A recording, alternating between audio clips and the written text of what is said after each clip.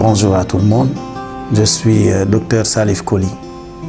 professeur de philosophie au niveau du lycée Valdiodio Ndiaye et chargé d'enseignement au niveau du département de philosophie de l'université Cheikh Anta Diop de Dakar. Après avoir fait une thèse de doctorat sur la pensée politique de Kant, j'ai fait 2 publications, une première sur la dissertation, une deuxième sur le commentaire de texte. Mais c'est par la suite que j'ai fait un retour à Kant pour essayer de vulgariser un peu l'essentiel de sa théorie, mais surtout celle relative à la paix.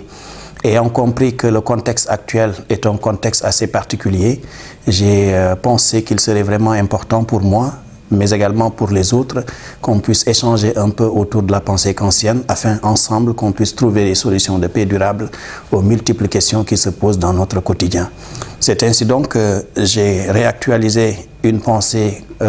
kantienne, surtout articulée à la notion de paix, et j'ai intitulé le livre Kant, la paix dans et en dehors des limites géographiques des États.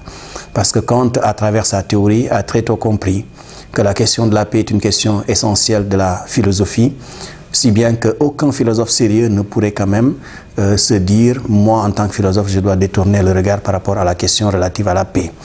Il a également compris que cette question ne pouvait être résolue indépendamment de la prise en charge des rapports entre individus, parce que qui parle de paix parle effectivement des rapports entre individus dans les limites de l'État,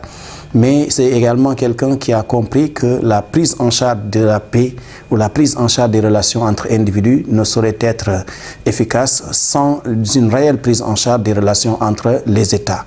C'est justement pour cela que j'ai fait le livre, pour essayer de montrer comment on doit gérer les rapports entre individus au niveau des États, quelles sont les politiques à mettre en œuvre pour arriver à stabiliser les rapports entre individus, histoire de prétendre un peu à l'harmonie et la cohésion sociale. Mais en dehors des États, il fallait également qu'on essaie de penser les rapports que ces entités entretiennent, parce que Kant nous fait savoir que dans leur rapport extérieur, les États sont comme dans une sorte d'état de nature,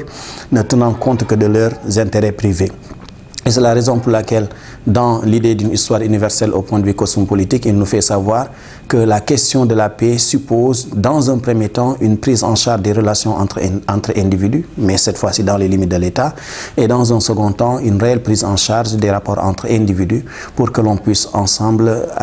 aller dans le sens de la paix. Pourquoi ces efforts? Parce que quand on considère la paix comme quelque chose qui relève de l'acquis. La paix, du point de vue de Kant, ne relève pas de l'inné, elle relève plutôt de l'acquis. De ce point de vue, on doit agir dans le sens d'établir la paix, de l'instituer et de la garantir de façon à ce qu'elle puisse être plus ou moins pérenne au grand bénéfice de l'humanité tout entière.